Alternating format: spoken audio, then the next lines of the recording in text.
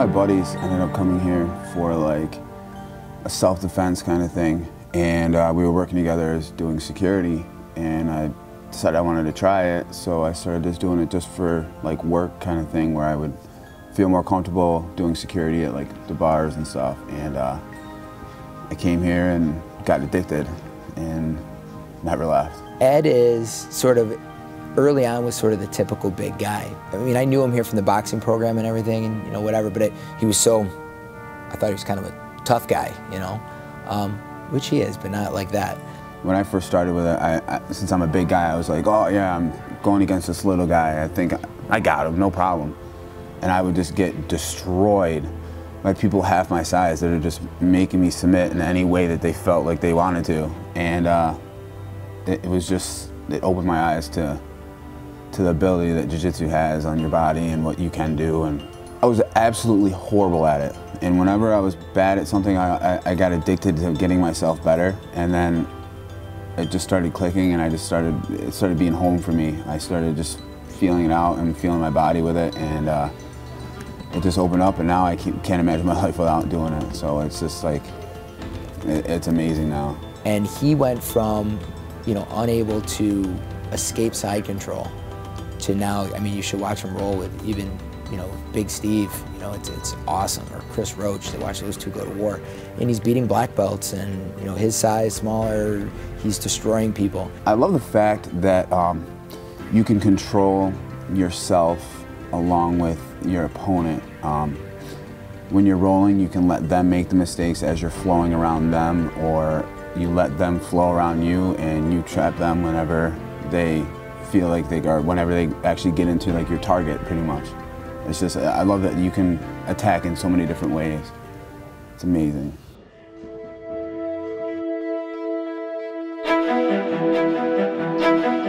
And then he came to me one day and he said, you know, I think I want to do MMA. He's kind of done with boxing.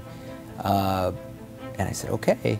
But I'd heard some things about him that, you know, if you pushed him. Range, Ed. You know he's coming at you. Don't give ground, just snap that jab right in his face. Like a lot of big guys, if you push back. Keep your feet under you when you throw that forehead.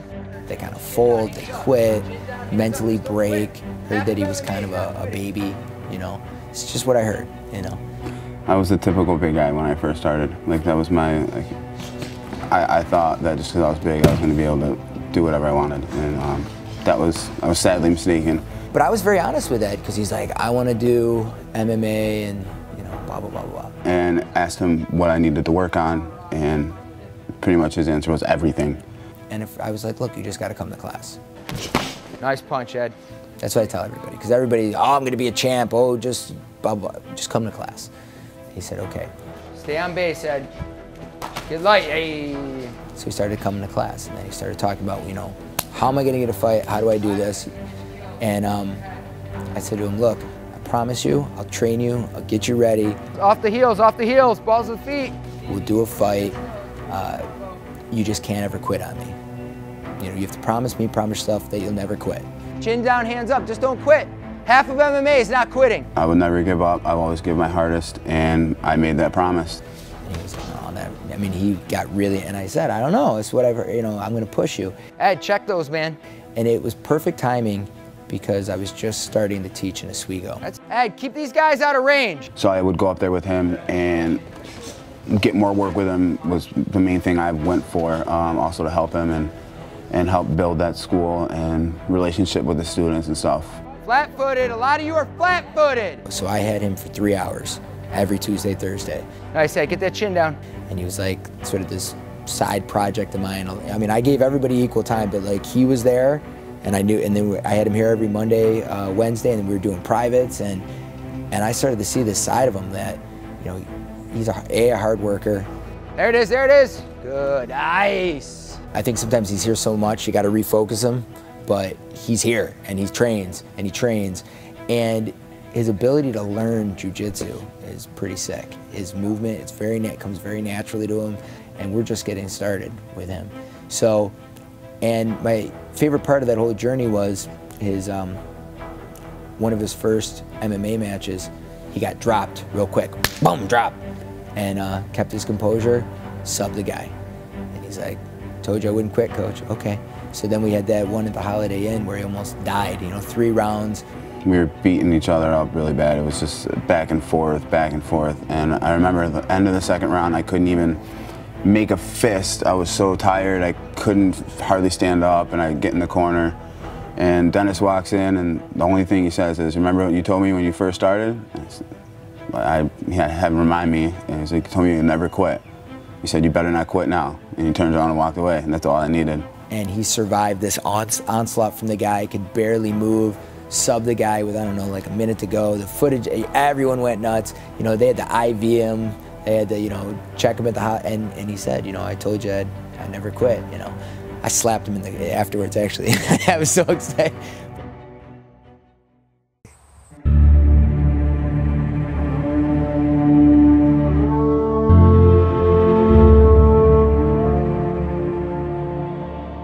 I had 4 amateur fights, and I can't even count how many backouts with the amateur circuit. So we felt that the best thing we do would be go pro, and been having issues with that as well. I mean, I've had backouts that have happened in so many different ways. They've backed out weeks before the fight, the day of the fight, after weighing in, at weigh-ins. I mean, I can't even count the different ways I've had people back out.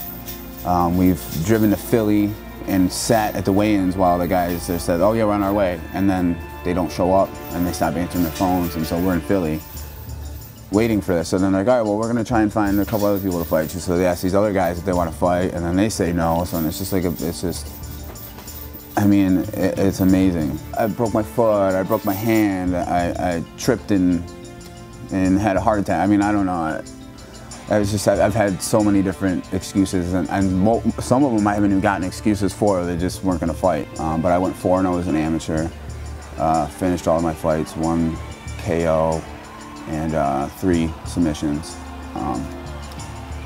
So, I mean, my amateur, it was going well until nobody wanted to fight anymore. I've had 6, the last one now is 6 pro fights fall through. The last 3 have been in a row with, at the end of Hell Week, which is the worst part of your fight camp, is just you are pushed beyond your limits mentally, physically, emotionally. Where you're basically pulling yourself off the mat into the locker room, the shower, and get out of here. And it's like that for that whole week. And the last day, literally, it's the same thing for all 3. The last day I found out that they backed out. So then, it was the week before. Tai Tai is my family. From the newest members to people that have been here forever.